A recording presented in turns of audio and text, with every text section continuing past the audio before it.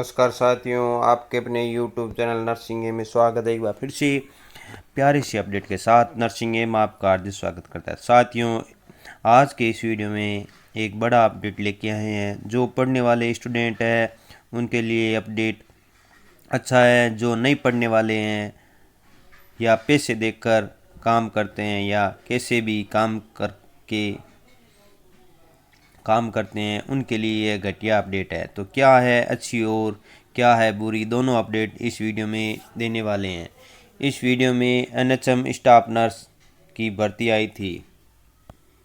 तो इस वीडियो में बात करेंगे। आपको पता है कि एनएचएम के द्वारा स्टाफ नर्स प्लस एनएम की भर्ती आई थी। 1588 पोस्टों पे भर्ती होने वाली है और जिसके एग्ज़ाम भी 2024 में होने वाले हैं, वो भी हम अपडेट आपको इस वीडियो में देने वाले हैं। क्या है पूरी जानकारी वो भी हम देंगे, क्या अपडेट आई है। तो 1588 पदों पर एनएचएम के द्वारा स्टाफ नर्स की भर्ती करवाई जा रही है और आस्थान कर्मचारी चयन बोर्ड के द्वारा ये भर्ती करवाई जा रही है। उसके बारे में भी जानकारी देने वाले हैं और सुविधा के आधार पर ये भर्ती होने वाली है।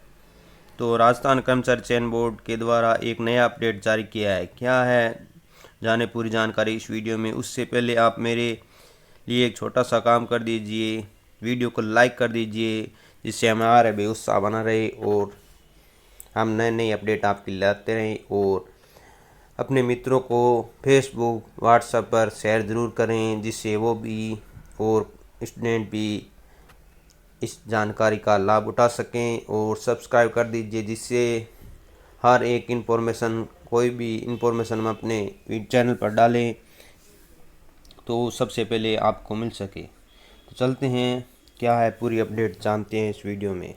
तो साथियों, सुविधा पे ये भर्ती होने वाली है। आपको पता है कि एनएचएम के द्वारा ये भर्ती है, नेशनल हेल्थ मिशन के द्वारा ये भर्ती करवाई जा रही है और सुविधा पे है।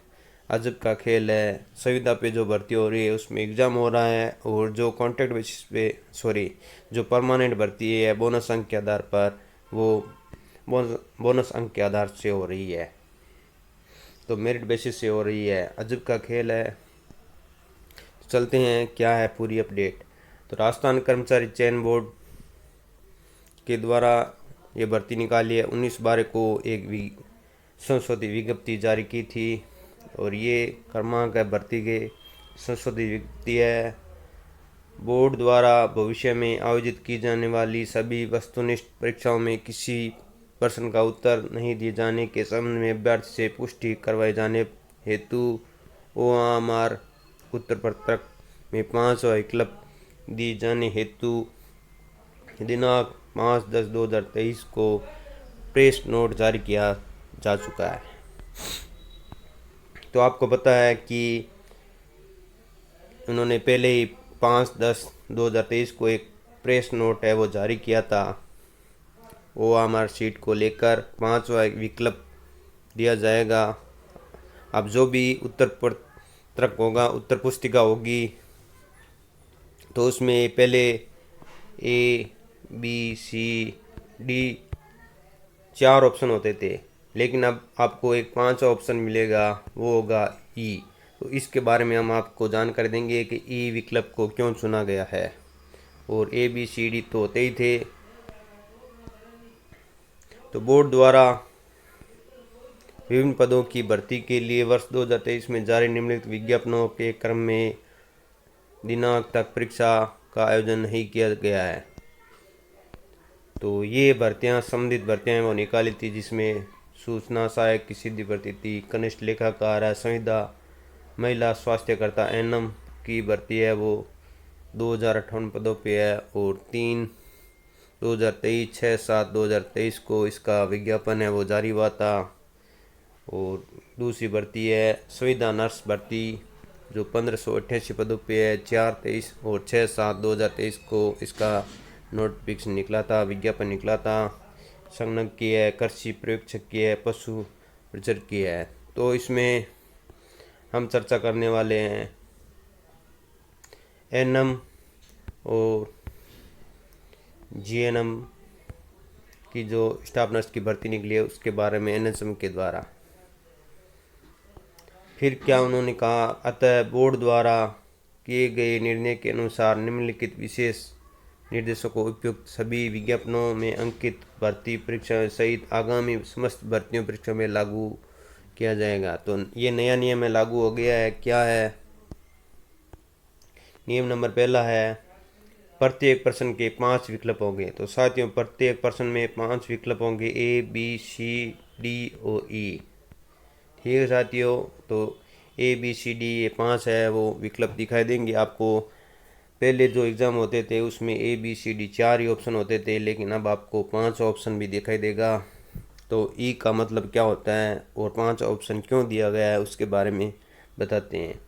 उनमें से अभ्यर्थी को केवल एक ही विकल्प को नीले बॉल पेन से गहरा गोल उत्तर पुस्तिका में सही उत्तर दर्शाने हेतु करना है। तो आपको इन 4 ऑप्शन में एक जो सही विकल्प होगा उसको चुनना है और गहरा गोल उत्तर पुस्तिका में आपको देना है। नियम नंबर 2 है, प्रत्येक प्रश्न के लिए विकल्प में से केवल एक विकल्प को भरना आवश्यक है। तो जो 4 ऑप्शन दिए होंगे ए बी सी डी, इन चारों में से आपको एक ही विकल्प चुनना है।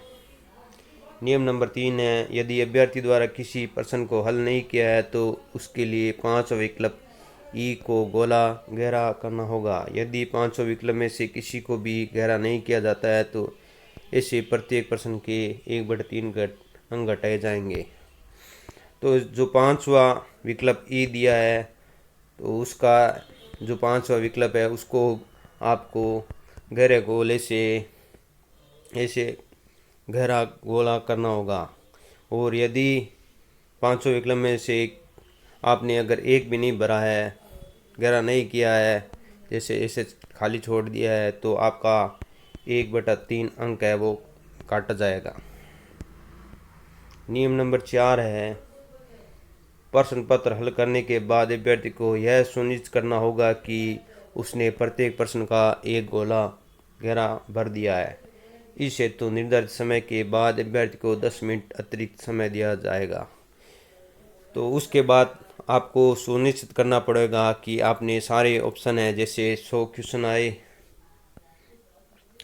तो आपने 100 क्वेश्चन है वो अटेंड कर लिए, लेकिन समझ लो 5 क्वेश्चन है आपने छोड़ दिए और उनमें किसी प्रकार का गोला नहीं कराया, तो आपको 10 मिनट है वो अतिरिक्त दिए जाएंगे उन ऑप्शन को भरने के लिए। तो उसमें आपको ई को, अगर 4 क्वेश्चन नहीं आ रहे हैं ए बी सी डी में आंसर आपको नहीं आ रहा है तो आपको ई भरना अनिवार्य होगा और ई पर गोला करना अनिवार्य होगा। ठीक है साथियों, तो उसके लिए आपको 10 मिनट है वो एक्स्ट्रा दिए जाएंगे, क्योंकि ई है वो कंपलसरी कर दिया है। 5 ऑप्शन में अगर आपको कोई भी क्वेश्चन नहीं आ रहा है तो आप ई ऑप्शन को ज़रूर भरें, नहीं तो आपके अंक है वो 1/3 है वो काटे जाएंगे। क्योंकि जिस अभ्यर्थी द्वारा 10% से अधिक प्रश्नों को किन्हीं 5 गोलों में से गहरा नहीं भरने पर उसे अयोग्य माना जाएगा।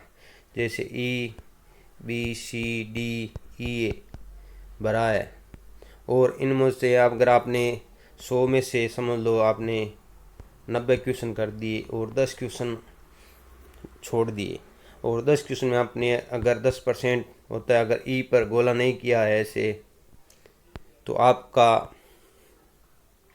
पेपर है वो मतलब एग्ज़ाम से आपको बाहर किया जाएगा और अयोग्य माना जाएगा। ठीक है साथियों, तो 10% कम से कम आपको ई पर गोला करना अनिवार्य है। क्योंकि जो क्वेश्चन आ रहे हैं, पहले क्या होता था कि जो क्वेश्चन आते थे वो स्टूडेंट कर देते थे, बाकी एग्ज़ाम में खाली छोड़ देते, लेकिन अब इसमें नया नियम आ गया है। अब कोई भी क्वेश्चन अगर आपको नहीं आ रहा है तो आपको ई ऑप्शन चुनना पड़ेगा और ई पर आपको गोला करना पड़ेगा। अगर ई ऑप्शन को आप नहीं चुनते हैं तो इसमें से आपको लॉस भी हो सकता है और आपको और कम से कम 10% ई पर मार्क होना अनिवार्य है। अगर ई पर 10% मार्क नहीं होता है तो आपको अयोग्य माना जाएगा और आपको इस एग्ज़ाम से बाहर कर दिया जाएगा। तो ये भी ध्यान रखें। कुछ क्वेश्चन स्टूडेंट होते हैं कि मेरे 90 सही आ रहे हैं, और अगर एग्जाम्पल के तौर पर 10% से उन्होंने समझ लो 9% ही कर दिए तो उनको इस एग्ज़ाम से बाहर कर दिया जाएगा और उनको अयोग्य माना जाएगा। तो ई ऑप्शन का विशेष ध्यान रखें। पहले क्या होता था कि ऑप्शन छोड़ देते थे कि बाद में करेंगे, लेकिन अब थोड़ा 10 मिनट का टाइम है वो अतिरिक्त दिया जाएगा ई ऑप्शन को भरने के लिए। तो पेपर है वो अच्छे से करें, क्योंकि अब नियम में थोड़ा बदलाव कर दिया है और इसमें जो दूसरे अभ्यर्थियों पे नकेल भी कसेगी और उनको लॉस भी होगा। वो आप समझ गए हैं हम किसके बारे में बात करने वाले हैं। तो इस वीडियो में ये जानकारी थी जो हमने आपके साथ शेयर की है। फिर भी कोई समस्या कोई दिक्कत हो तो आप कमेंट बॉक्स में कमेंट कर सकते हैं। तो मिलते हैं ऐसी प्यारी सी नेट अपडेट में, तब तक के लिए जय हिंद जय भारत।